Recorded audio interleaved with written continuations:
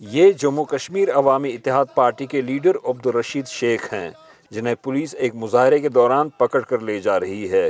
یہ احتجاجی مظاہرہ 2017 میں بھارتی وزیر اعظم نریندر مودی کے سری نگر کے دورے کے دوران کیا گیا تھا۔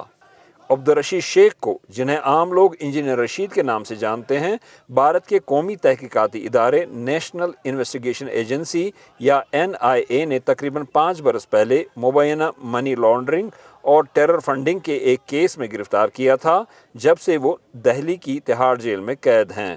گو کہ انجینئر رشید جموں کشمیر اسمبلی کے 2 بار رکن رہ چکے ہیں، انہیں ایک سیاسی نوخیزی خیال کیا جاتا تھا، لیکن صرف چند دن پہلے تک انہوں نے حالیہ بھارتی پارلیمان انتخابات میں جموں کشمیر کے میدان سیاست کے شہسواروں میں سے ایک سابق وزیر اعلیٰ عمر عبداللہ کو بارہمولہ حلقے میں 2,04,000 سے زائد ووٹوں کی اکثریت سے ہرا دیا اور یوں ذرائع ابلاغ کی سرخیوں میں آ گئے اور ڈارک ہارس کے خطاب کے ساتھ مشہور ہوئے۔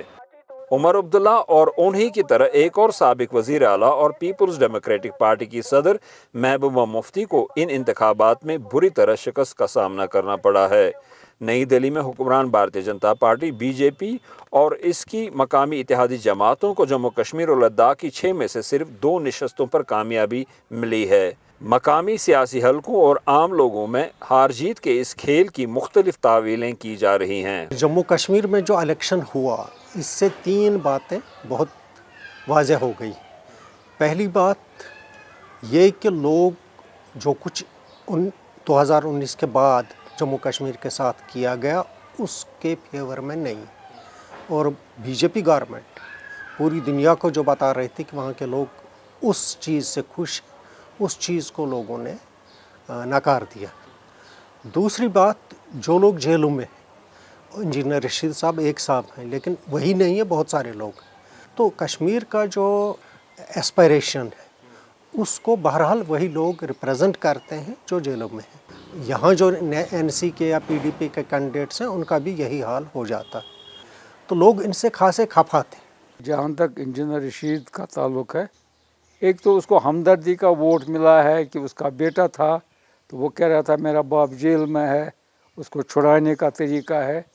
دوسرا، جو پرو سپریٹسٹ جو ایک تھا سینٹیمنٹ، زیادہ تر نئے لڑکے جو تھے، یوتھ جو تھے وغیرہ، وہ اس کے ساتھ جڑ گئے، اسی کی وجہ سے اس کو زیادہ ووٹ ملے۔ عمر عبداللہ ایک سینئر پولیٹیشین ہے، اس کے مقابلے اگر پولیٹکس کے حساب سے جائے تو انجینئر رشید کا اتنا قد نہیں جتنا اس کا ہے۔ مجھے لگتا ہے کہ ہمدردی زیادہ ہے، ہمدردی زیادہ ہے مذمت سے زیادہ، کیونکہ یہ سب BJP کے B ٹیم کے خلاف اور BJP کے خلاف سارے ووٹ پڑے، جہاں بھی ووٹ پڑے لوگوں نے ایک قسم سے کسی حد تک نفرت کی راجنیتی کو نکارا ہے۔ اپوزیشن جماعتوں اور ان کے امیدواروں نے اپنی الیکشن مہم کے دوران ظلم کا بدلہ ووٹ سے کا نعرہ لگایا تھا۔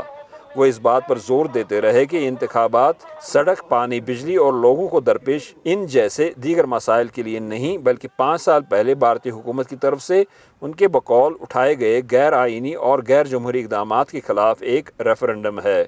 بہرحال بھارتی پارلیمان کے ان انتخابات کے نتائج کا لداخ سمیت جموں کشمیر کے سیاسی منظرنامے پر اثر انداز ہونا ناگزیر ہے۔ مقامی سیاسی حلقوں کے مطابق یہ نتائج عنقریب ہونے والے صوبائی اسمبلی انتخابات کو بھی متاثر کر سکتے ہیں، کیونکہ ووٹنگ پیٹرن کا باریک بینی سے جائزہ لیا جائے تو کئی اسمبلی حلقوں میں جموں کشمیر کی بڑی بڑی سیاسی جماعتوں کی حالت پتلی نظر آ رہی ہے۔ وہ اسے بدلنے میں کامیاب ہوتی ہیں یا نہیں، یہ دیکھنا باقی ہے، لیکن ان کے پاس وقت بہت کم ہے۔ زبیر ڈار کے ساتھ Yousuf Jameel, Voice of America, Sri Nagar.